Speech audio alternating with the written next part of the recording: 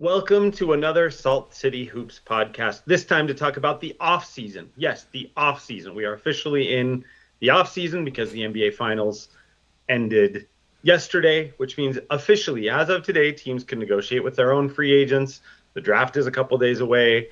The official start of free agency is a few days after that. We're there. We're in the off season. And to talk about the off season, which I like to do with smart people who like to speculate about what the Jazz can do, should do, might do, won't do. We're here with Mark Russell Pereira to just dig in on the Jazz's offseason, starting with a pretty pivotal draft, but we're going to cover a lot of ground and talk about a lot of different things. So, Mark, how are you, first and foremost? I am excellent. This is such a fascinating time of year now because while making trades during the NBA Finals is not brand new, and in fact, Denver, when they were in the Finals, made their own little draft pick switcheroo a couple years ago, it's extremely disarming to see trades come across the ticker, let alone a Kevin Durant trade on Game 7 of the NBA Finals. It just was, I'll say the word again, disarming. I didn't know how to properly process and react, and especially on the heels of a very confusing emotionally for a neutral fan as myself in like Game 7.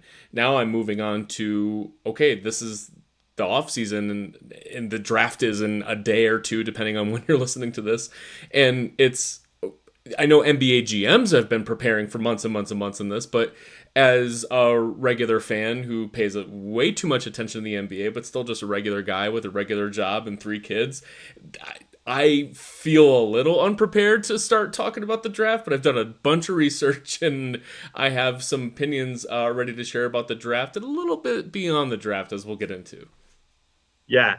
Yeah. I always say the same thing. I always tell people, like, my draft analysis is by definition going to be really derivative because I spend October through April so focused on the NBA that I'm just not watching SEC games. I'm not watching, whatever. I'm the kind of sicko who I would truly, on a random Friday night in January, I would rather watch Hornets Kings than watch the 2 best college teams. And people, please come at me, tell me why that's stupid, but that's how I am. That's fine.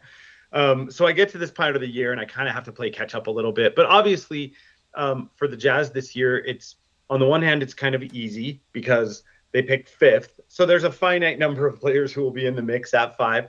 But then on the other hand, they picked 4 times throughout this draft. And really that means that almost everybody who is on the big board is at least under some level of consideration.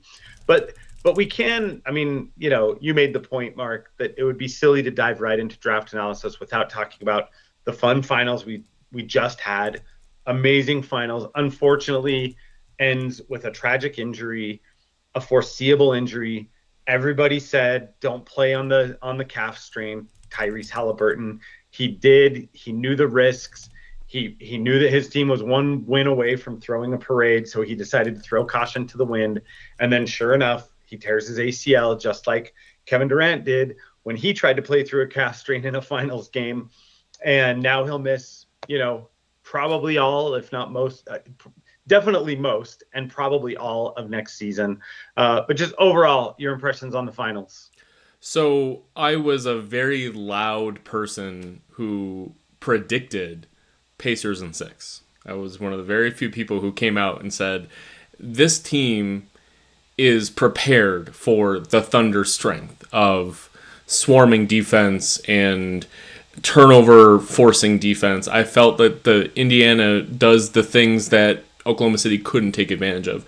And sure, we saw the Thunder definitely take advantage of Indiana in the games that they won, but Indiana hummed a lot, and it was exactly the series that I thought would happen, which is a 6 or 7 game series, not a Thunder in 5 or Thunder in 4, despite the talent disadvantage.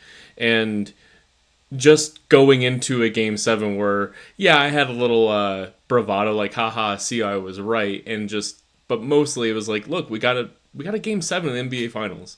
And it was just profoundly sad to have it that early. It wasn't a 3rd or 4th quarter thing. Again, you have to give the Pacers. It hasn't been talked about enough that the Pacers were winning at halftime. despite that injury. Just an incredibly well fought game. TJ McConnell Yep. scoring 12 straight points in the third quarter. They only lost by 12. Like that was still a good game despite it having muted tones the entire time, and it felt like the Thunder were in control. And if they got out of control, they probably could have put their boots down a little bit harder and won that game a little easier. I had a blast watching it. I feel for any Indiana fan, because if they lost that game, they were going to walk away feeling, wow, what a special thing to remember. We will always remember the happiness we felt of this series, even if you wish to have a title. Certainly, Utah fans know that sentiment of how proud a lot of Utah fans are of those 90s teams that never reached a championship, but there's a lot of things to be happy about. And all that joy and happy feelings goes away when you realize, like, the cost, was it too great? Last thing I'll say is Halliburton is a very young player, and it makes for team planning a little difficult. Pacers have they have other decisions they were trying to make this summer. Yeah. But I think the way Halliburton plays, this ain't going to be the last time we hear from him. The Pacers, it feels like the bond between Halliburton and Pacers is now as permanent as a player-team relationship can be in a year of player mobility. For sure. It's not unlike the Jason Tatum situation in Boston. In that, like, now the team has to approach team planning knowing that next year's going to be this weird interstitial thing that counts but doesn't. But anyway, we'll leave that for another time. I know you plan to say some more words at some point about this finals and what it means to the Jazz. I wrote something early on in the series about how unique this finals was in terms of first of all, I think if you're a small market team like the Jazz, this finals should encourage you because they were both quote unquote small market teams, but not just small market teams. They're teams that found their best player in not the traditional ways. Shea Gilgeous-Alexander was basically their Lauri Markkanen. He was the headliner in a rebuilding trade that they made that wasn't that good at the time they traded for him and got a lot better. And Tyrese Halliburton, same thing. Tyrese Halliburton had started to look like he could be good. In fact, there was a lot of discussion at the time about whether or not Sacramento would actually put him in the package to acquire Domantas Sabonis, or if they would force Indiana to take De'Aaron Fox instead. But the point is, neither guy was a foregone conclusion at the time they were traded. So if you're a Jazz fan and you're looking at acquisitions they could make this summer that could congeal in a really specific way, these are two lightning in a bottle type examples. So I'm not saying that that's just like so replicable that you just like, oh, we'll go out and trade for a guy and then turn him into all NBA in Halliburton's case, or the literal effing MVP in SGA's case.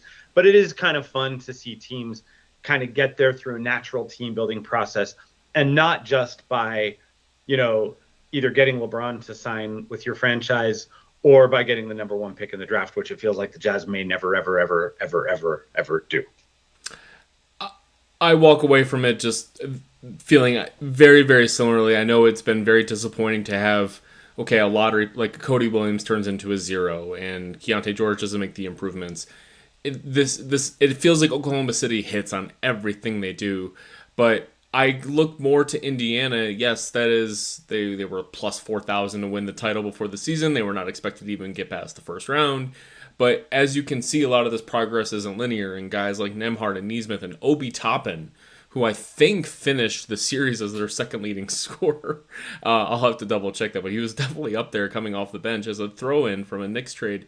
There are ways to just, and going to your earlier point about preferring NBA games sometimes, I have a lot of sick interest in watching those games because I like pro scouting or forward scouting, as some professional franchises call it, where you're looking at professional players and other teams, not as necessarily trade targets, but hey, if we're building a team, who are prospective free agents to kind of look into, or low level trades as you build a team. It ain't all gonna come from the draft either. Like, even if you get a star, Victor Wembanyama and Cooper Flag, you gotta draft some other guys too. And they got it. Some of them got a hit. So if Cody Williams turns into an eighth guy on the team, that's kind of okay, right? You have to have normal players on normal salaries to complement whatever stars you're able to come up with in a lot of different unconventional ways. But the Jazz have not drafted a star in a long, long time, Dan. Should we talk about Right. that? And have a chance to try in here in a couple of nights. We're recording this on Monday, but I don't know when you find folks will listen to us. There's a trade. Do you want to hear about a trade? Are we breaking news live? Well, we're not live, but I will break the news to you and other people I can don't know hear. this. You're getting my live reaction. Okay. Yeah. The Boston Celtics, Shams Charania says, have traded Drew Holiday to the Portland Trailblazers for Anthony Simons and 2 second-round picks. Holiday for Simons and 2 seconds. Okay, so for Boston, it's clearly a salary-motivated move that lowers their salary pretty significantly. Drew Holiday was set to make 32.4, whereas Anthony will make 27.7. So okay, not as big of a salary drop as I thought, but makes them younger at guard. Certainly more offensive at the cost of defense. As you were mentioning with the Tatum injury, it's pretty stunning that Boston has to basically immediately go into cost-cutting move. They have a new owner, right, to manage your repeater tax situation perhaps, or your apron situations. A lot of different apron situations Boston was going to be in if Tatum was healthy and whatever. They needed to... It is obviously needed to shed some money. Like, Horford's not going to be back. He's a free agent. So getting rid of Holiday and perhaps even Jaylen Brown was rumored that, like, hey, maybe his salary is expendable. Dumping assets to get rid of Porzingis. Like, this is a thing where if they want to rebuild around Jason Tatum in 2 years, they got to do something. Drew Holiday still can play even if he's overpaid. And Portland is just, I know it's the West and it's a big steep climb for a team like Portland, but Drew Holiday fits perfectly into what they're trying to do. And as far as, and very reminiscent of Houston, right? Like, hey, let's get some actual veteran players who can play so that our young players have an actual cohesion that they can develop under as part of this. So it's interesting that part of a little cost savings for Boston that they still get a player who is ostensibly flippable, right? Anthony Simons is not a negative contract, and so Boston probably isn't done with what they're doing with Simons here.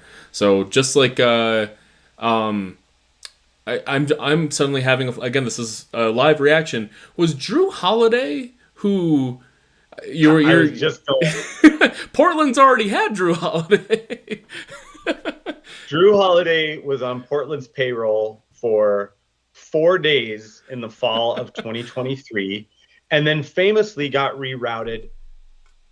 He was part of Milwaukee's trade for Dame, and then Portland rerouted him to Boston, and a bunch of people said, "Oh, well, Jesus, like Milwaukee should have asked for assurances from Portland that they wouldn't reroute him to their primary rival, who ultimately would win the championship with Drew a few months later."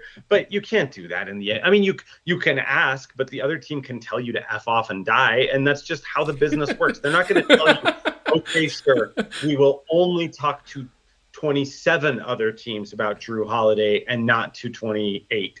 So, but yeah, that is a funny little spin on this trade, is that Drew Holiday was once just but a ship passing in the night in Portland, and now he gets to, go look for a penthouse apartment somewhere. Unless he doesn't. I mean, they might move him again. Who knows? We'll see. The only Jazz related thing I can think of here is anytime you break a trade, like, I have no idea if you're going to implicate Utah in this, because unlike the Dennis Lindsey years, it really feels like Utah is always on the phone. And Danny Ainge is a super relationships guy. I think Austin has kind of glommed onto a lot of that relationship building across the NBA. Justin Zanuck still has a lot of that. By the way, we haven't talked about Austin Ainge's hiring a little. Maybe we'll talk about that a little bit. Maybe we won't. We'll see. But it's refreshing to hear that, like, anytime I'm seeing Shams Charania come across my timeline, Utah might be involved. Like, this is a team who is going to try and make things around the edges. And if it doesn't work out, like, what do you want to do? Just sit and just draft the 4 draft picks and see what happens every year. Draft and draft and draft. No, you got to pick up the phone and make some assets happen. So, Drew Holiday on the Jazz was probably unlikely, but be a third team facilitator. Who knows? I'm prepared for anything. Yeah. Well, and as we were talking about before we clicked record, like the Jazz are also they're dealing with a pretty full roster already. Now some guys are non-guaranteed and they can, you know, they can do some roster shuffling, but at the end of the day, it's highly unlikely that there are 4 guys sitting on the dais this weekend in a press conference in Salt Lake City. Like some of those picks are either going to be draft and stash, or they're going to get consolidated, or maybe they'll try to move up or move down or move out or move back or move in or move in any kind of direction. But yeah, that's a great pivot point, Mark, to the reason why we're here, because we ostensibly do not cover the Boston Celtics or the Portland Trailblazers. So let's talk about the team. We are both wearing green today, for those who are listening. That's true. This is a Jazz shirt. This is a Salt Palace. Yeah, look. I think everyone discounts green being a very very visible part of the Jazz history. I feel a very underrated color for the Jazz. For sure. Always look good with the shade of greens that they've deployed. Sunday Gaines, right? Oh yeah. So anyway, I mentioned in the intro, teams can officially negotiate. So here's our choices of where to go next, because teams can negotiate with their own free agents starting today because the finals ended yesterday. For the Jazz, the only real implication to that is if John Collins opts out of his contract, because anyone else who could be a free agent between now and July 1st, it would be because the Jazz had waived them. And if you waive them, you're ostensibly not, waiving them so that you can turn around and negotiate with them. So there's that. Then there's the draft. Then there's the fact that, as you said, the Jazz could be involved in any trade that happens at any given moment because of their cap flexibility, their assets, their tradable veterans. They've got lots of interesting young players. There's a lot of different ways they could get involved with a trade.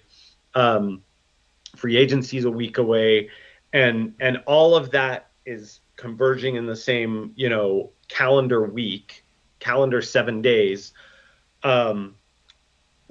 During a time in which there is a new lead decision maker for the Utah Jazz, according to Ryan Smith, and that's Austin Ainge. So what should we do, Mark? Do you want to go draft heavy first and then loop back around to Ainge and big picture and what the Jazz might do? Do we go big picture and then end by talking about Colin Knippel and Ace Bailey and Jeremiah Fears and Trey Johnson?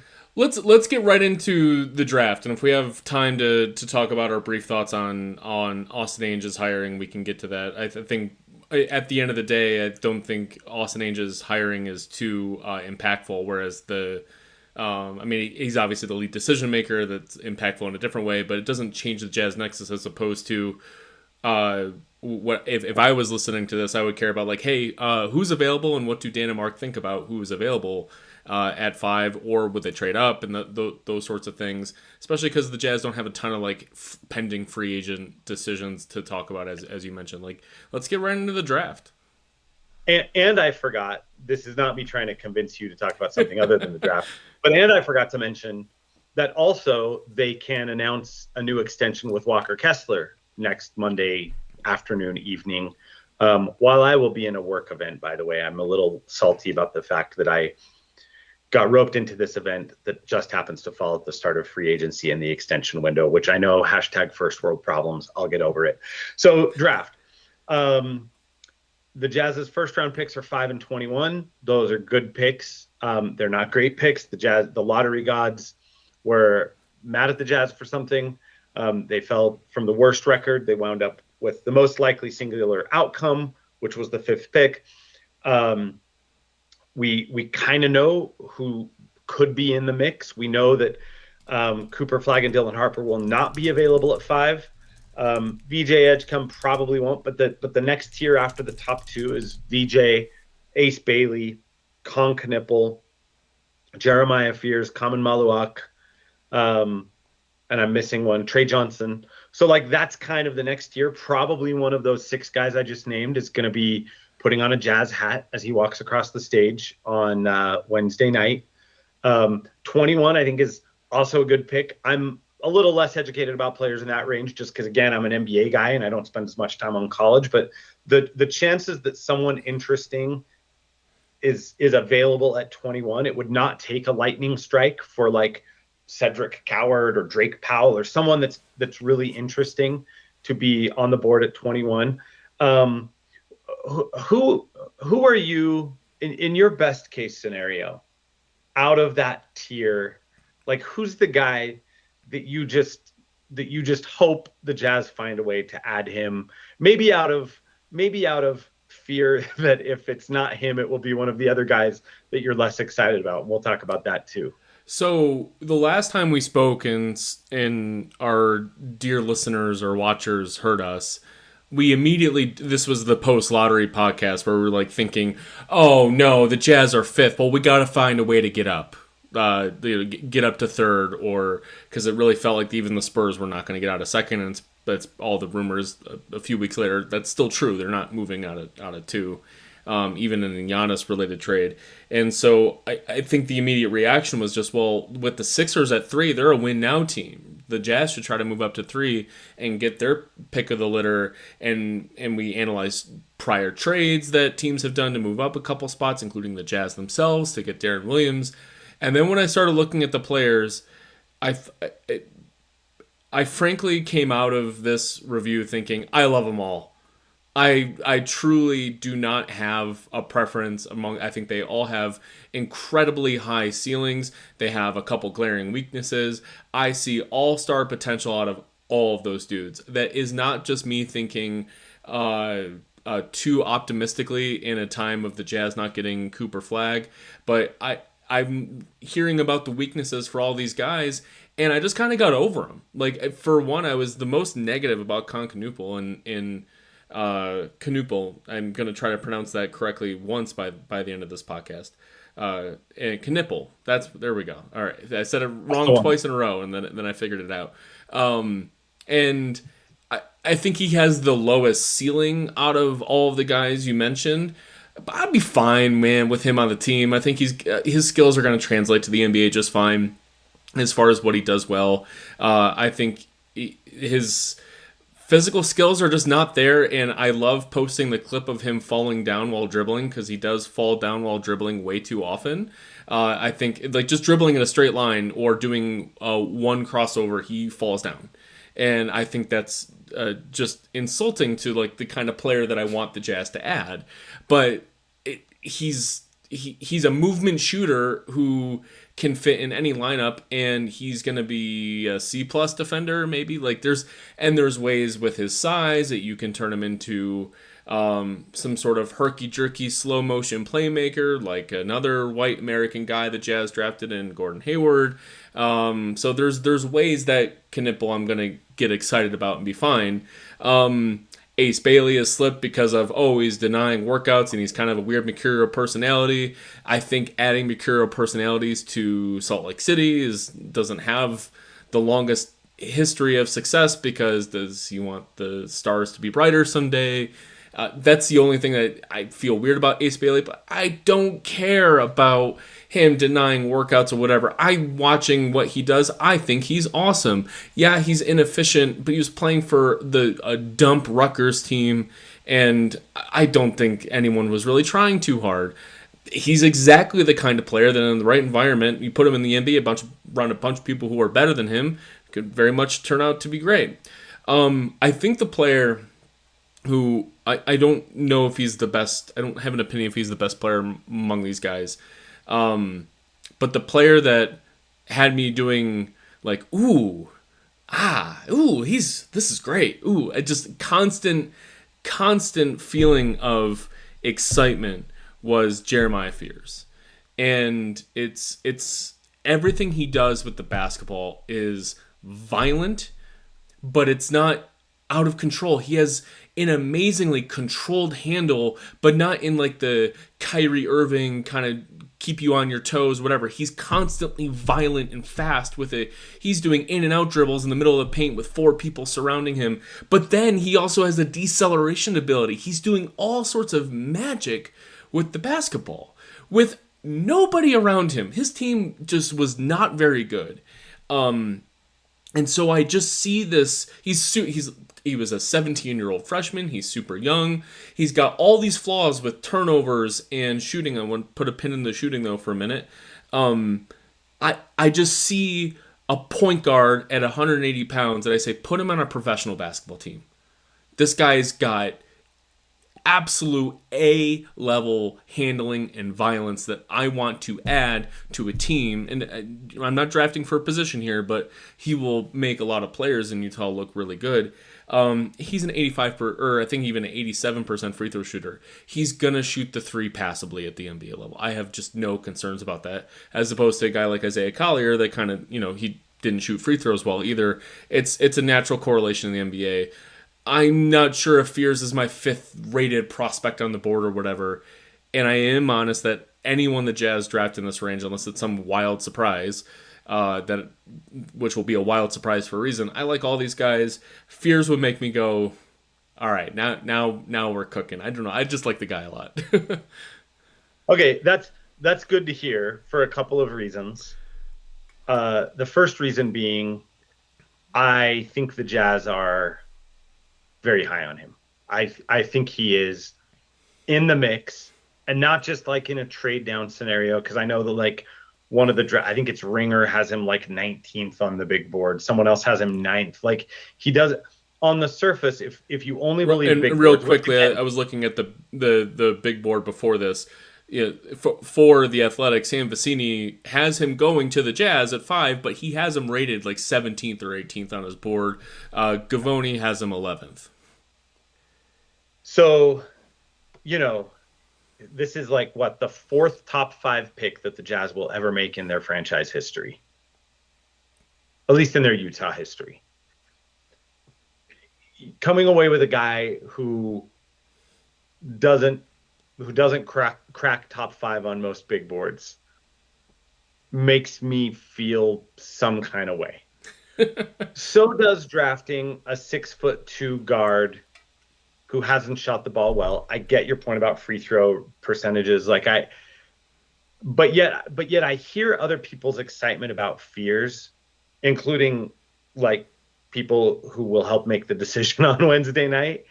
And so I want to like him because there's a chance he's the starting point guard for the Jazz in mid-October. And so hearing your excitement about him from someone who clearly knows the game and watches the game from more than a box score perspective, and watches the way that players manipulate time and space when they have the ball in their hands, which is, the hardest thing about being an NBA point guard, right? Like one thing is just, okay, we've built our offense in a way that it's really simple for you. You're gonna come off the screen in this direction at this angle, and they're either going to help this way or they're going to help this way, and your read is A or B, and you're going to pass the ball here, or you're going to pull up and shoot it. That's the level that most guys are trusted when they come into the NBA as rookie point guards.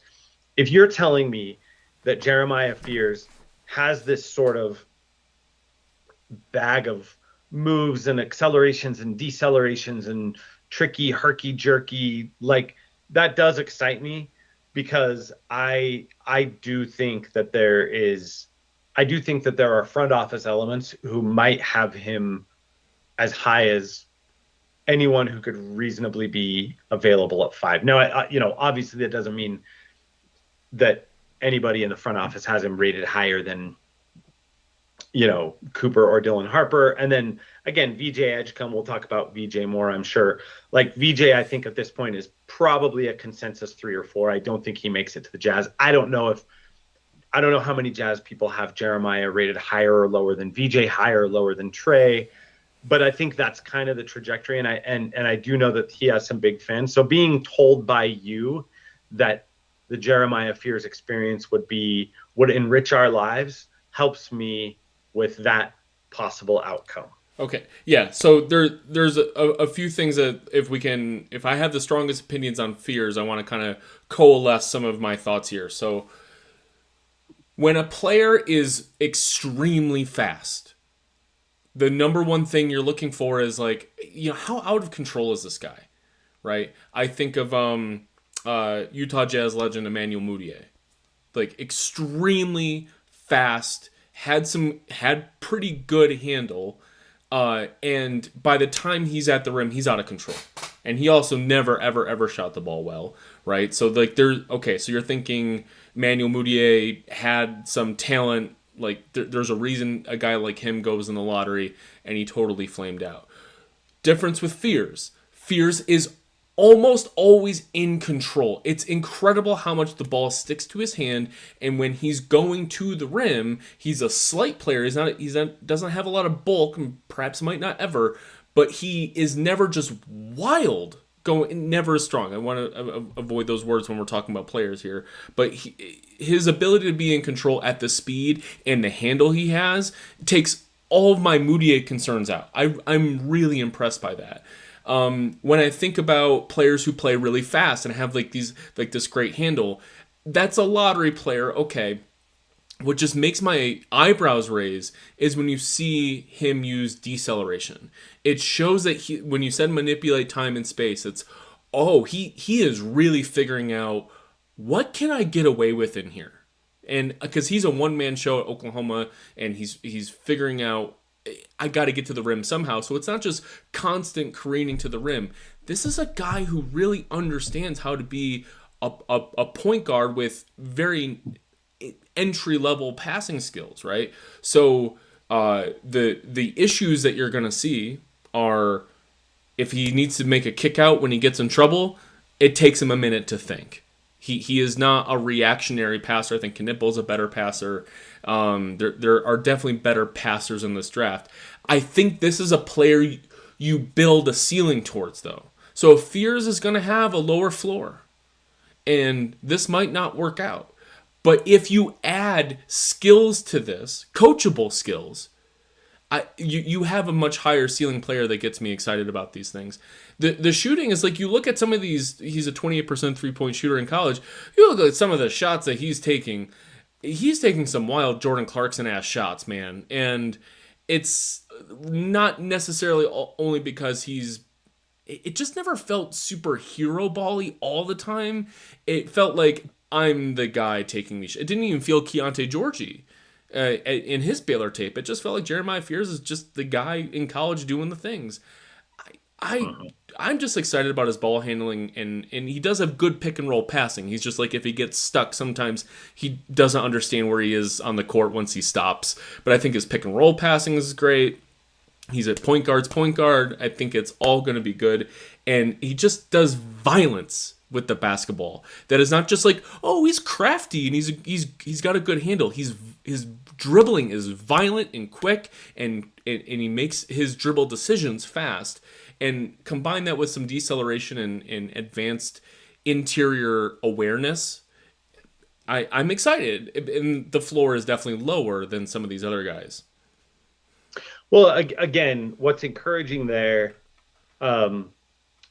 velocity is obviously an NBA skill, and it's a highly valued one. Functional velocity is a different skill that's similar and similarly useful, but kind of is different.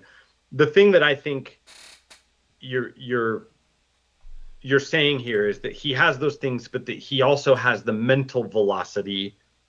Like Dante Exum, and I was an Exum Islander for a long time. I owned property there. I held it longer than I should, and I in fact I say that kind of tongue in cheek because actually my true belief on Dante Exum is I still think that there's an alternate universe where he gets hurt one less time and he's actually a pretty relevant NBA player right now. But the thing with Dante that kind of limited him is that he had all this velocity, including with the ball, but that his brain couldn't make the reads as fast as his body could get from point A to point B. And I think mental velocity really matters at the point guard position in the NBA, which is kind of why I say, like, a lot of the time you have to dumb the game down for rookie point guards. And if he's not the kind of guy that you have to dumb the game down for, then yeah, you're really just hoping that he can A, improve the shot at the NBA level, and B, build his body, because 6'2", 180 is small. 6'2", 180 is tiny. And I worry about that, but I also he's 17 or he's just barely 18, so I know. There's an avenue for him that is not just a 175, 180 pound paper airplane. Yeah, yeah. So you, you Um, you you mentioned VJ Edgecombe. We should talk about him. My first let's do. experience watching him was I was so wildly impressed. I thought he was going to be the number 2 overall pick after watching him play for the Bahamas. Playing with Eric Gordon and DeAndre Ayton, he looked like a professional's professional out there, offensively, defensively. He wasn't terribly efficient out there, but young guy, whatever. He's got scoring chops. That's if he falls to Utah. I think I agree with you. I think he's the. I don't know if he has the highest ceiling. I actually think I would paint Fears' ceiling a little bit higher, but VJ Edgecombe, I can see being 3 or 4 time All-Star kind of player. He's got kind of a multi-tool kind of thing. A bunch of people are going to fault his defense, frankly, unless a player is horrendous defensively. I think in a lot of these college situations, I'm just not going to belittle a guy for playing shitty off-ball defense on a raining Tuesday night against like, I don't know, insert bad TCU basketball team here. I don't really care. He's got the physical tools, and when he was playing for the Bahamas, I thought he was much better at that. And that being said, this kind of goes back to the conversations about moving up to 3. I don't think Edgecombe is so much better than Knipple, than Fears, than Trey Johnson, who we definitely should talk about, than certainly Ace Bailey, that I would give up anything to upgrade from Knipple, Fears, Bailey to get Edgecombe. If the Jazz did so, I think we would analyze that and consider the upside here. I don't have a tier difference for me. He's just like an Yeah. all around kind of interesting guy. Yeah, I think a lot of people have landed there in the fact that like in this draft, 3 and 5 and 7 and 6 and 4 are all you're getting the same level of player. So really, how much of an asset should you have to surrender to move within that tier is a fair argument. I don't think the Jazz are uninterested in moving up, but I think they would try to do so for as little as possible, and only if they felt like there was a guy who wasn't making it to them otherwise, who they just had to have. But the enthusiasm over a couple of guys who almost certainly will be there at 5 tells me that I just don't see the Jazz trading up. There's certainly, I'm just going to say, this, Mark, but I'm just saying this for anyone who's listening who thinks that the Jazz are going to trade Lauri Markkanen and some other stuff to move up 2 spots in the draft. That's not how this fucking works. The Jazz are not going to trade an all-star to move up 2 spots in the draft. I don't even think the Jazz would trade Lauri Markkanen straight up for the 3rd pick in the draft. No. If such a thing were legal.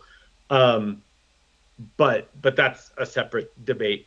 Yeah, so it's rare that the first swear word on the podcast comes from you instead of me, but that's what we did today. actually, true story. So my brother's here; he's still staying at my house, and we were talking about how we should just have him sit down in the chair and start the podcast, and just see how long it took you to notice that you were talking to one Clayton brother instead of the other. But then I was like, no, because if he didn't hear a swear word, he'd be like, if he didn't hear a couple F-bombs, he'd be like, where's Dan? And, who are you imposter? Anyway, so VJ Edgecombe, here's what I like about players like VJ Edgecombe. And I've only said this out loud once before, so help me flesh out this thought. Like, people talk about Trey Johnson being like a Donovan Mitchell, like what Donovan Mitchell has become, right? Like this automatic, silky smooth scorer or whatever.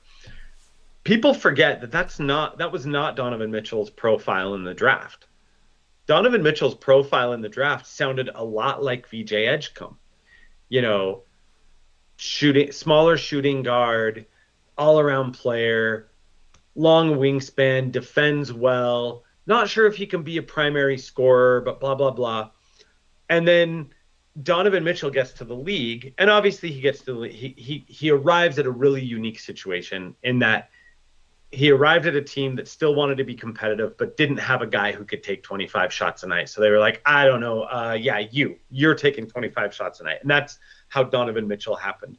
But I think also part of why Donovan Mitchell happened is because when you just know how to play basketball, when you have a number of different ways that you can go on the court and see the game and feel the game, it's easier to get to a point where you can score 24 a game as a rookie or 25 a game as a rookie or whatever it was, than a guy who in college has just been a scorer. And I'm not saying that to crap on Trey Johnson, because I like Trey Johnson and we'll talk about him more. But there have been a lot of draft prospects who came into the draft as just capital S scorers who didn't make it in the NBA because the NBA requires you to be able to process the game in different ways. And I'm being clumsy at making this point because it's something I've only said to my brother over dinner like once. But I just think VJ, it wouldn't surprise me if VJ Edgecombe's high-end outcome is what you said, which is that he makes a few All-Star games, because I could just picture a player that complete growing in a bunch of different directions. Whereas if Trey Johnson is a 4-time All-Star in this league, it's because he had a season where he averaged 28 a game. Full stop. Does that make sense on my VJ Edgecombe analysis? We'll talk in a minute about Trey, but yeah, it's I just want to take a minute to appreciate the amazing slot of names that we have in the top 10 this year. Cooper Flagg, Dylan Harper's kind of boring, but Cooper Flagg is cool. VJ Edgecombe, Jeremiah Fears, Trey John, like these are good names. So I just want to give a shout out to that. I mentioned Edgecombe's his off-ball defense was kind of sleepy sometimes. When he's engaged, he's an incredible defender. So to your point, it's like this is a guy who's knocked Paul George down 3 inches, right? And you got some VJ Edgecombe in him, a guy who's you're going to dribble, he's going to shoot, he's doing all these things on the court that, like Paul George at his peak was always just doing all these little things on the court, off-ball defense, on-ball defense, playing off-ball offensively, and doesn't necessarily need to have the ball if he's playing alongside Russell Westbrook, but doing all I'm constantly cutting, I'm constantly trying to get behind the defense so that my ball handler can get me the ball. Edgecombe is a guy who's going to fit in on any team, and apparently he's doing great in interviews and such, which means very, very little, but at the end of the day, it's like you can really lose yourself in an interview as opposed to winning points, and I think he's at least not losing anything, but everyone seems to love him, and like you, a lot of this is derivative from seeing what others have said about Edgecombe, but and I'm certainly no super Baylor U watcher, but I will come back to that Bahamas tape because I love, one thing I do watch is I watch a lot of international basketball. I can't wait for Eurobasket this summer. And he was genuinely impressive there on a team that was trying to win. They were trying to get into qualifiers, and they weren't able to make it through, but they were an incredibly cohesive team, in large part due to Edgecombe's effort, especially defensively. He had some great defensive moments there. So, and you're playing against grown-ups in that setting too. Yes, and so I'm excited about him. If he falls to Utah, great. Doesn't seem like it's likely to happen. I think they'll snap him up in a minute if if Philly gets extremely excited about somebody else, and we'll see.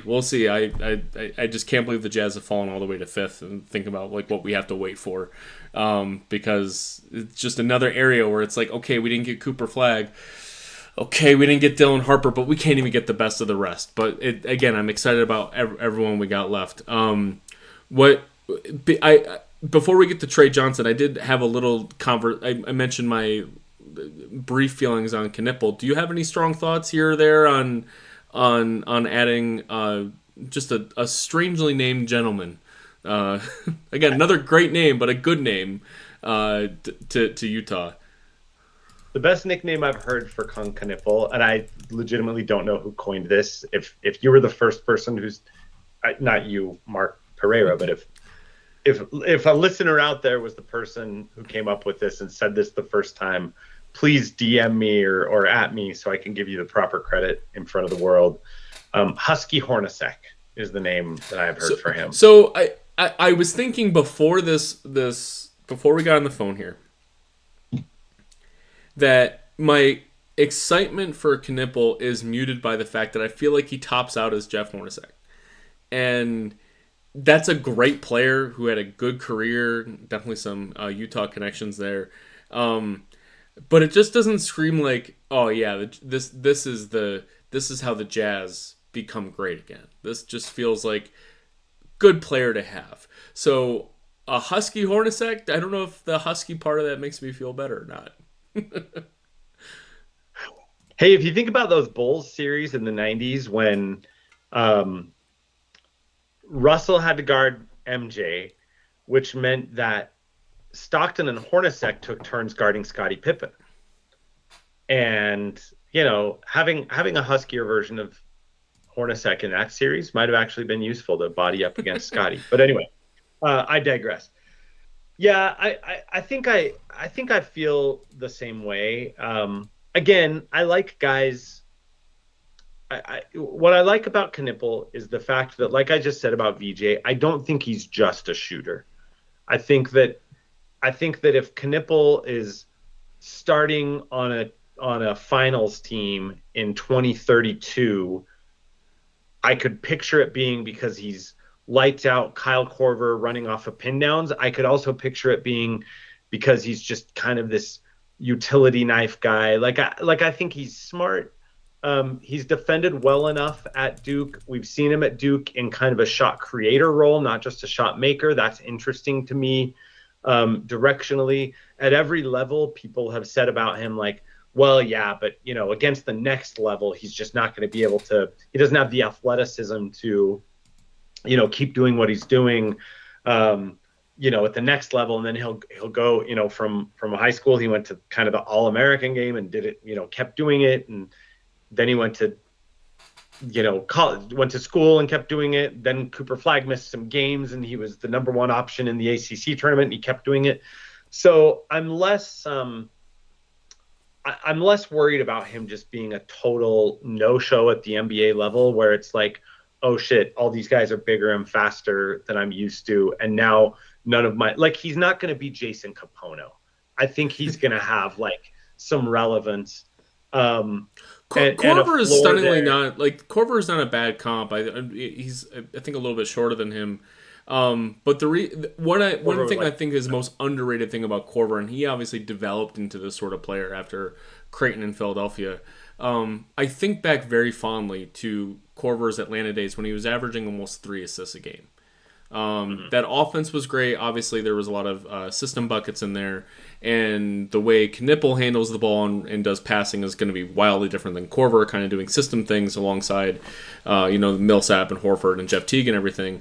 But Korver wasn't just standing in the corner bombing, right? Like, you're giving him the ball occasionally and saying, hey, continue the offense, dribble in this direction without screwing up, and make a decision, not a pass to a single decision, but make a decision in this offense. Knipple will connect. At a very, very, very minimum level, he's going to connect the offense. It's just as great as his passing is, you can't trust him in an NBA pick and roll environment, I don't feel, because his handle is so sketchy, I think. Where it's not as tight as you want it to be. Under pressure, I think he's great out of passing out of double teams, interestingly. But on a basic, hey, execute NBA athleticism pick and roll, he doesn't have that Joe Ingles style deceleration, herky-jerky motion. He's just kind of basic in that respect.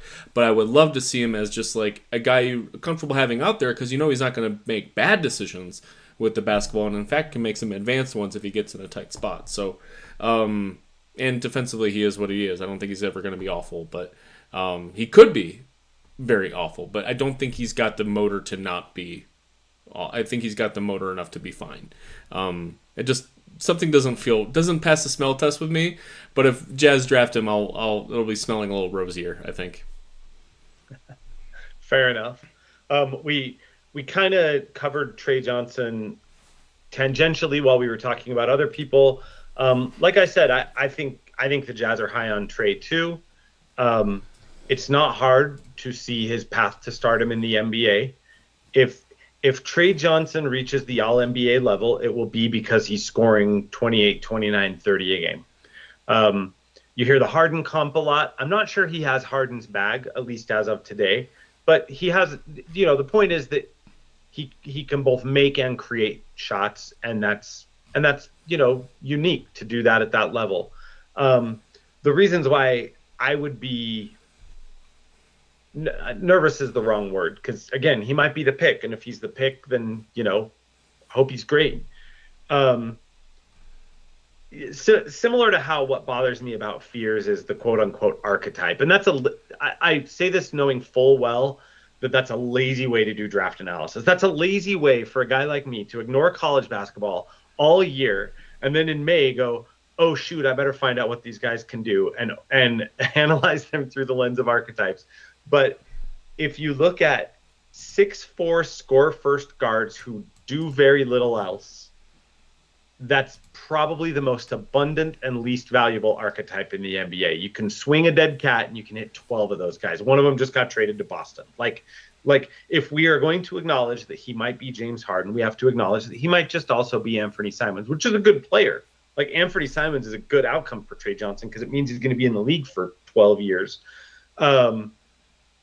Talk me out of that, or I don't know what your opinion is on Trey Johnson. I guess I'm just saying that for Trey Johnson, it's like he either realizes the best case scenario of his archetype, or he's just another guy that's basically just a slightly richer man's Jordan Clarkson. So a lot of the negative Trey Johnson tape you'll see looks lazy as shit. It looks so uninterested in correct decisions. And it is, I just feel like it's impossible to, I really do think it's impossible to attribute those plays as being some sort of trumping over what you really believe as what he could be if you apply every other decision you made as a GM, as far as your coaching decisions, your training facility, everything you put in. Can I apply the things that I'm in charge of as a GM or as an owner in some respects, right? Like the expenses you put into on player development, and saying I'm going to turn Trey Johnson in. I can erase all those warts, and for so many things. You can't erase some athleticism warts. You can't, sometimes with a lot of ball handling, you can't just turn a guy into a great ball handler. We talk about turning poor shooters into amazing shooters with the right coaching. Sometimes ball handling is something that you're kind of inherent to how you approach the game of basketball. And Trey Johnson has all the inherent things that you want to bet on. And I can just already see him bombing threes in difficult situations that will fit along. You put him on a team with good spacing, and he makes it just an unguardable lineup with him out there on his most median outcomes, I think. And so the reason I'm excited about Trey Johnson is that I think all the kind of unsavory elements of his game in a good scenario can be wiped away. And I thought the same thing about fears too. Like a lot of the stuff was like ball hogginess and tons of turnovers and stuff. It's like, I just want to put that in an NBA environment and see if you thrive. And if he totally sinks out and can't get on the court because of defense or his decision making is not very good, I think that's a risk worth taking. All of these guys we're talking about, Edgecombe included, because yes, I believe in Edgecombe, but he's not a perfect, well-rounded player in some respects, especially if the energy isn't there. So all of these guys, I'm looking at can I wash away the warts by putting you in an NBA environment that I personally believe in. I believe in the management. I believe in Will Hardy, and I believe in the facilities. I believe in the training staff. Like I believe in these things to wash these things away. And so I can't talk you out of Trey Johnson. I think I would be very excited for him. I would prefer Ace Bailey though, because I think the size and skill and give a shitness of possibilities with Ace Bailey could be higher. And It's the only negative I can really feel about Ace Bailey at this point is um, whether you feel like he's not a good fit for a small market. And Sure. that I don't know. Before we go on to Ace Bailey, I didn't know. I don't want to cut off any final Trey Johnson thoughts you have. Well, so I'm interested to hear you say that you would, Trey versus Ace on your personal board. Trey fears. Who are you more excited about out of Trey and fears? It sounds from how you talked at the outset. Well, I won't answer for you. Trey or fears? Trey has much better chance of being a better player than Fears. I think if you said, "Hey, you have a choice. You run the Utah Jazz. Who are you drafting?" I'm picking Trey. The player I am most higher on as far as ceiling and excitement, and a player whose jersey I'd love to buy for my kids. I'd love like the idea of having this violent point guard of Jeremiah Fears. That it seems really cool to me, and I think he'd fit in well in Utah as well. I'd love to see him like kind of with the players we have too. I think he would bring a great energy that this team is missing right now. That he would immediately step into summer league and bring cool stuff that we've been missing for a long time. So I'd be more excited about Fears. Trey's probably a better player. So Ace Bailey, we've delayed the Ace Bailey conversation probably about as much as we can, unless we want to do 20 minutes on Common Malawak before. No, I'm just kidding. So Ace Bailey, undoubtedly a high ceiling. There are questions about whether his warts keep him from getting to his high ceiling. There's also questions, like you said, about whether or not his people are trying to kind of manipulate the outcome. And I think that would bother the Jazz more than just, did he come work out or not? Because did he come work out or not is like, guys get bad advice from agents all the time. I don't think his agent has a lot of other NBA clients. Maybe this is a new space for his agent. Maybe that matters. Maybe it doesn't. The Jazz have selected play. The Jazz didn't work out Dante Exum either. And then they selected him because they had interviewed him and they had seen him play at group work, like whatever. I think that's overblown. I think what's not overblown is if the Jazz know that Ace is saying, "Hey Jazz, you better not," or if the Jazz know that Ace's team is saying, "Hey, if you draft him at 5, we'll get this and this from Brooklyn for you, or we'll get this and this from New Orleans for you." That might be something. The Jazz just went through the Donovan Mitchell thing. Like I don't think they want to start with a guy who from day one is already kind of got one eye on the door. And that's how it feels. And I definitely don't get great vibes on that. It could be bad agenting, and you also wonder in the modern college era, there's more professional-esque people in your camp than you ever were allowed to have before. And so I don't think he's necessarily completely going to be starstruck or shell-shocked getting in the NBA. But I still wonder about these guys when you put them in an NBA locker room for the first time. These guys who legitimately make 9 figures of money. Like, they have made fuck you money. They are better than you. And I think Utah has a lot of good personalities in the locker room where it's like, hey, we're actually building something here. This is exciting. So I there's a little tick in me that I feel if the Jazz draft Ace Bailey, we would definitely be having conversations about like, I hope this goes well. Not from a basketball standpoint. I would be wondering, like, is this really going to go well? A lot of the interesting things, I don't know how much of this is true, but let's talk about what's in the news about Ace Bailey is, well, he doesn't want to go to Philadelphia or some of these other teams that jumped in the lottery because he wants to be the star of the show. He wants a place to grow and develop. And that it can be taken one of two ways. Actually, both the ways I just said. One is he irrationally trying to be the star of the show way too early? Or does he just want to be able to be somewhere where he's going to get reps? He's talking about Washington as being a place where he would be a good fit. Charlotte, no, because it's so dominated by LaMelo Ball. And while Utah ostensibly has Collier and Keontae George, anyone with their salt would say, like, look, all you got to do is just beat those guys. And they were two of the worst players in the NBA last year. That's all you got to do to get reps. Right. So I think Utah would be an attractive space for him. So I kind of hem and haw on whether it would be a good or bad personality fit. From a pure basketball standpoint, I think this is where I've settled on him. Again, this is all derivative, but where I've settled on Ace Bailey, and the reason I like him a lot is it depends on how comfortable you are with a finesse player. Because unlike he's like an inverse of Jeremiah Fears, man.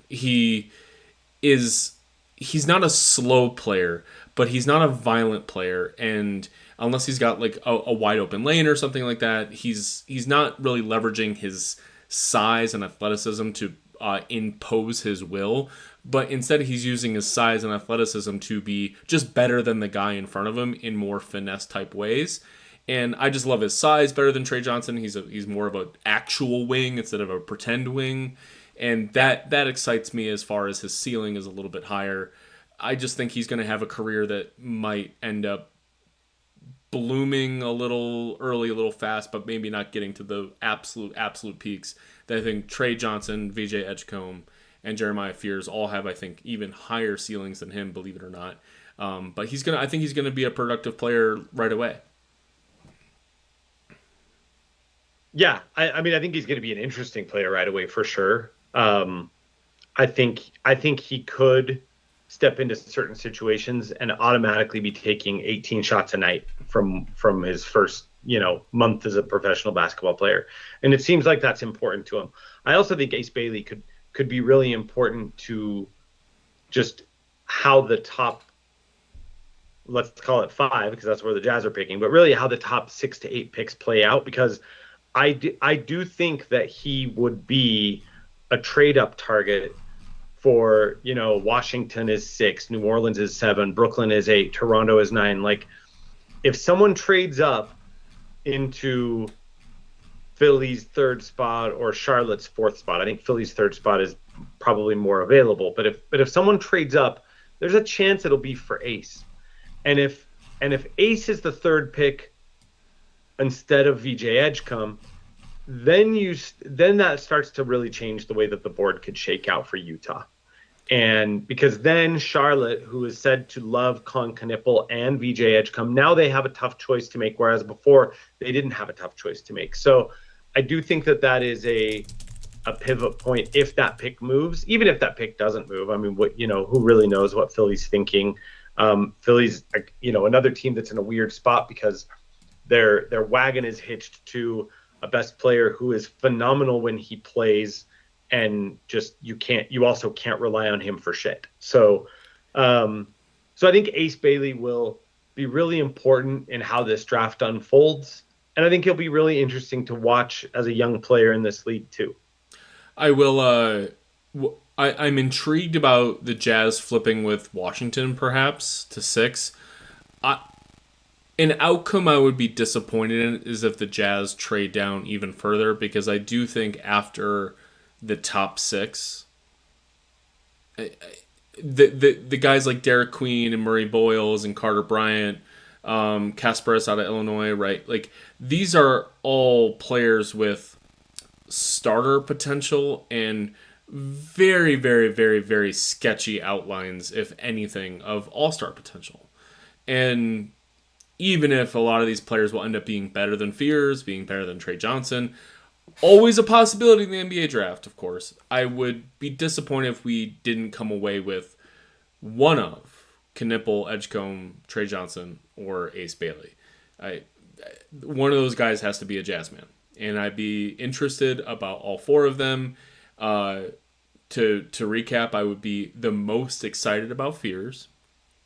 I think I am the best outcome of their career, I think, has got to be Ace Bailey. I'd be most comfortable. At the high end. What's that? At the high end. Yes, I'd be most comfortable with Trey. Like, that's the soft pillow pick. I would feel very good about that. And Knipple would be, I put a big smirk on my face and say, all right, it's too on the nose. I'm a little tired of it, but let's go. Con Knipple coming to Utah. Let's whatever, man. Let's bring the jokes on. Let's go. Let's get it over with, and let's put the ball on the floor. Let's see what he does. Yeah. So we're over an hour in. Real quick, this is a draft where, first of all, because this always happens, there's always some dude in the green room way longer than anyone thought he would possibly be stuck in the green room. But in this draft in particular, because there's a lot of really interesting names in the late lottery and late teens who are very eye of the beholder, including some guys who at different points in time have been ranked as a top prospect, like Kasparus or like the Traore kid. Like this is a draft where at 21, someone is going to be there unexpectedly. There is someone who's going to slip, and the Jazz are going to be, and Jazz fans are going to be like, that guy's there, and it might be for a good reason, and the Jazz might be right to be another team that passes, or it might be just this incredible, like, oh my God, they got that guy at 21. Who's the guy? Or you can give me a couple names if you want, because I have a couple of names too. But just like lightning round, who are a couple of guys that you'd be thrilled if they fell to 21? So I don't even care if it's realistic, because my point here is kind of everything is realistic at 21 in this draft.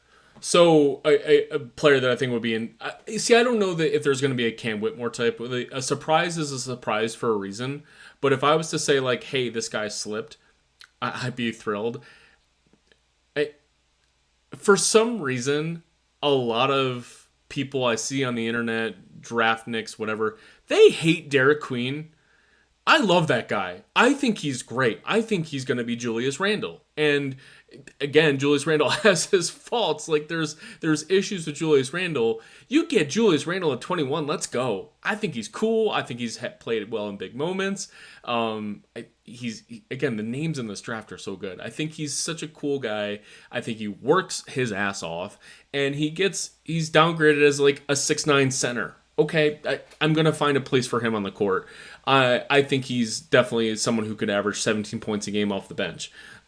Future Naz Reid type of player. Like, I think Naz Reid ain't that tall, right? Like, I think there's a realm where Derek Queen is a very, very, very useful player. So that is like the that guy falls okay. I know people have talked about Cedric Coward fall. I don't think Cedric Coward could go to 21.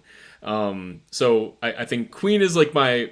Ooh, if all these teams feel like the internet does, nobody's drafting Derek Queen, so let's take him.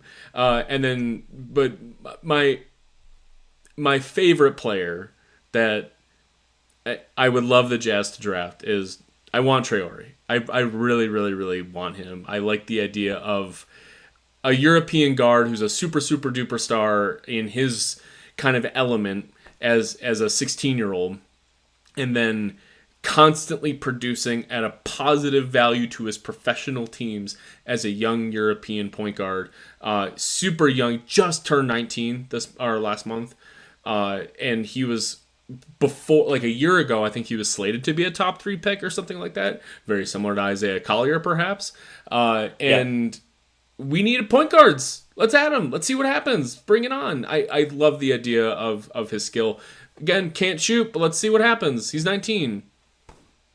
You like small guards that can't shoot. That's your flavor. I feel like one of them's gonna hit either way. And that, but he's not a horrible shooter. He's an early shooter. Whereas there's some point guards like Killian Hayes. That guy could never, like, his form was broken. You knew coming in. Even Ricky Rubio, you knew like the shooting out of Rubio is going to be sketchy. Traore's got. The form's not perfect, but it looks like a normal jumper, so maybe it's trainable. Who knows? I like. I already mentioned Drake Powell. I like Rasheer Fleming a lot, just from a prototype standpoint. If we're talking guards who can't shoot, we're talking to a lot of people in a market who have their eye on a 6'8" point guard with a 6'10" wingspan.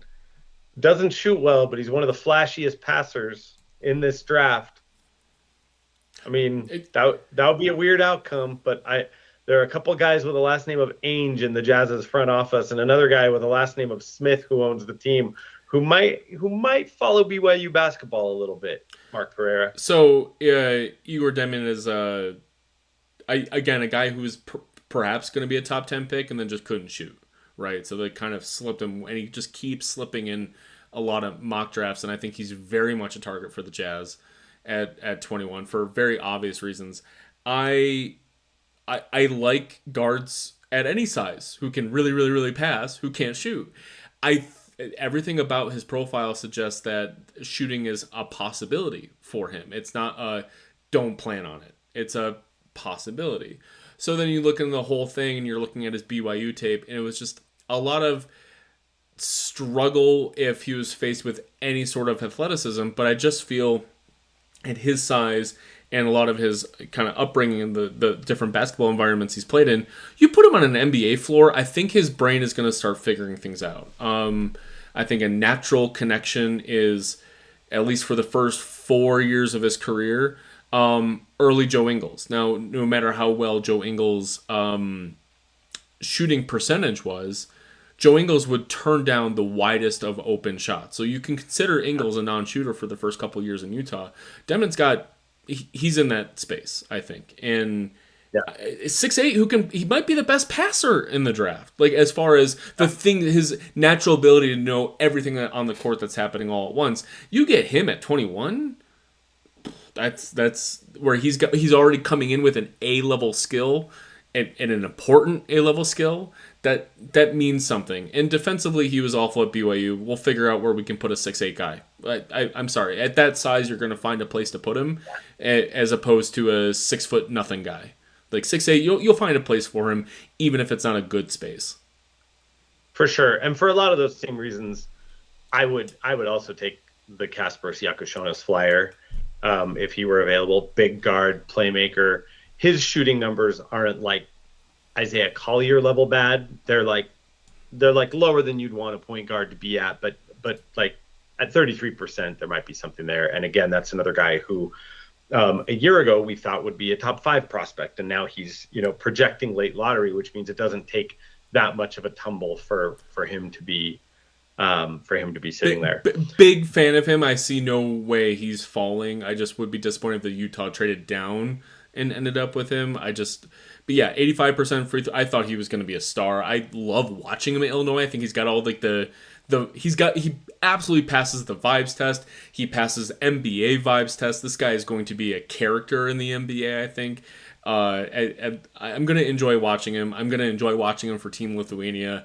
He's funny. He's interesting, and I like what Illinois is doing on how they're building their program. I think that with the modern college basketball era, where you can pay a lot of money to these players, sometimes come over to the States and we'll pay you some money, as opposed to getting beat the hell up in whatever second tier European league where they're just punching you in the face all the time. Come hang out in America. Well, you can have a little bit cushier life, perhaps.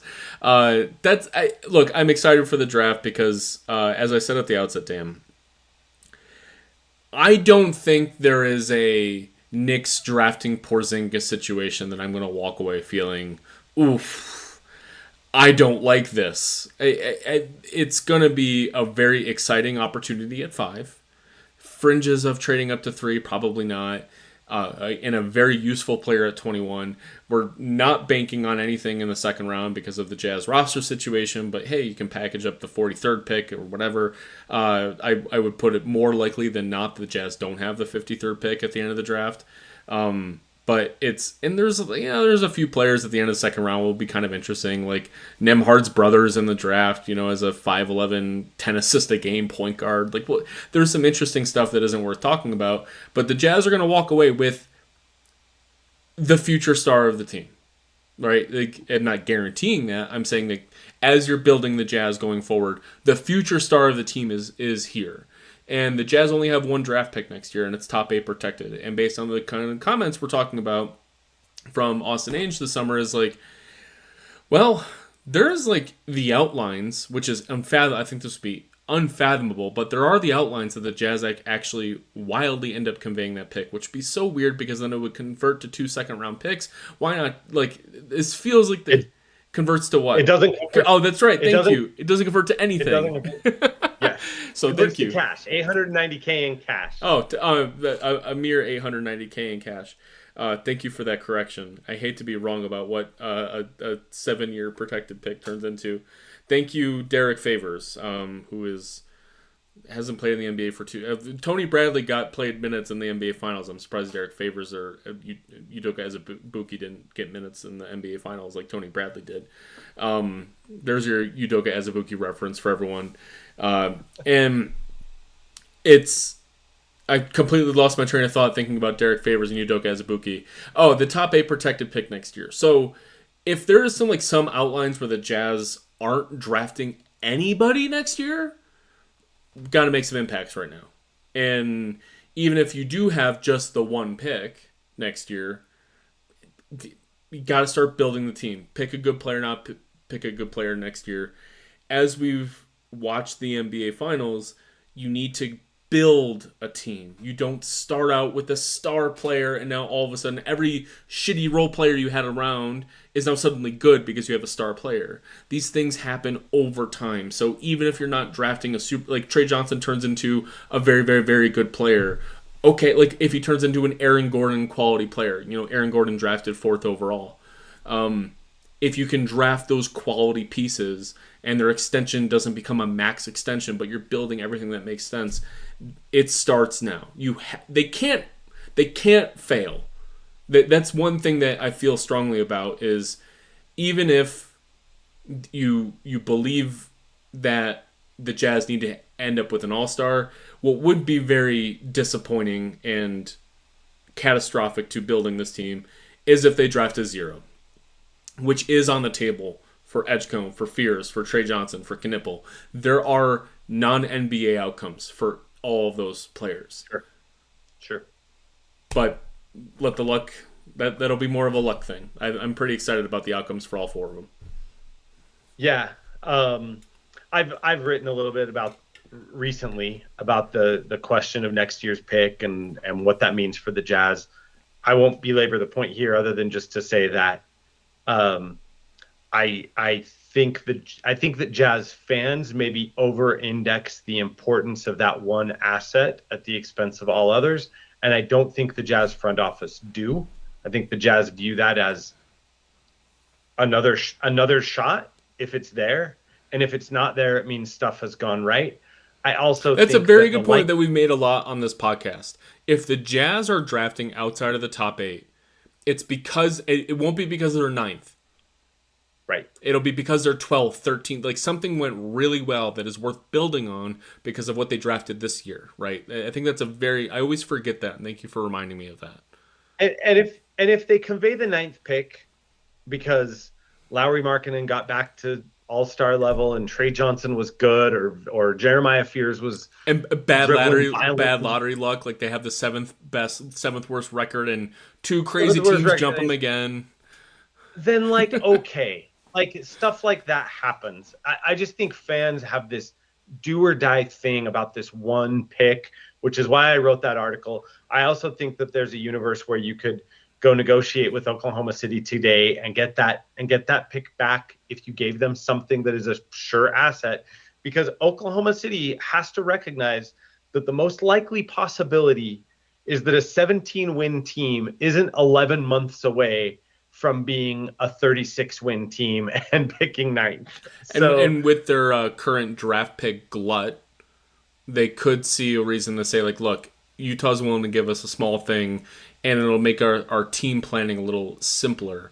And getting the 10th pick next year is just, what is that worth to us? Right. So, and again, for them, I think it's not what would the 10th pick do for us? I think it's, hey, we have a 15% chance of the 10th pick and an 85% chance of getting nothing. Now they're calling and offering us the second least favorable of their 2027 picks. That's actually something. That's a real thing we could put in a trade. This other thing might be 11 months away from being nothing. Not nothing, but from being at $890,000 in cash. So anyway, I wrote the thing. Go read the thing. Anyone who wants to read the thing. Read Dan's things. You would be happier and smarter if you read Dan's things. That's not to say I still think that there's a good chance that what the Jazz do this upcoming season looks and feels a lot like what they did this last season. I'm not saying that the Jazz are going to go try to make the playoffs. In fact, what I posit in that piece is that the history of 17 win teams suddenly being 500-ish teams is close to zero. Sorry, Detroit Pistons from this season. Like, you're an outlier. So I think the Jazz are fine to like start thinking about playing more cohesively, not resting everybody with made up injuries. Like, I think it's great if they make nominal improvements, and lottery luck is what it is. We know that they could go, we know firsthand because we just watched it. They could go 0-82 and they could still wind up picking fifth. It's And we'll time. still be It's time to appease the lottery gods by caring again. And like again, it's I've said it before. It's time for our fans to enjoy going to the arena and saying this team is going to try today. yeah, And it's worth the price of admission. You walk away even if they lose the game. You thought, hey, I got to see Jeremiah Fears do a cool thing and throw an alley oop to Lowry Markin or something, and say like, hey, they're actually trying today. That's all I got. I'm just very excited for the draft, and we didn't get into all of the possible external outcomes that could happen with draft day trades with Walker Kessler, Lowry Markkinen. I feel like that's something we can be age more. thing. Yeah, right. We That's something we can be more reactionary to instead of predictive. Sure. But if no trade does happen on draft day, as we get into our offseason preview of the Jazz, free agent targets, whatever, we're going to talk about the market for guys like Kessler and Markkinen if nothing happens by Wednesday. For sure. Well, so yeah, by now this is a pretty long podcast, so we're gonna let all you poor people get back to your commuting, your working, your pretending to work, your whatever you do on a random Tuesday in June. The NBA draft is upon us. Free agency shortly after that. Walker Kessler's extension eligible. The Jazz have new leadership. A lot going on. A lot to talk about. We'll be back to talk about all of that stuff and more. That's Mark Pereira over there. I'm Dan Clayton. Thank you for listening to / watching another Salt City Hoops podcast. Have a good one.